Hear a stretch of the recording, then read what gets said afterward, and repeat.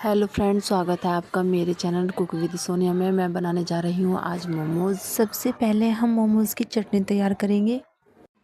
चटनी के लिए मैंने ली है सूखी लाल मिर्च, टमाटर और लहसुन। अब हम मोमोज़ की स्टफिंग तैयार कर लेते हैं।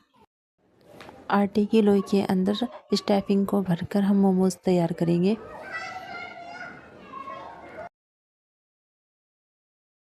सारे मोमोज़ मैंने यहाँ पर तैयार कर लिए हैं। देखिए मेरे मोमोज़ तैयार हो चुके हैं।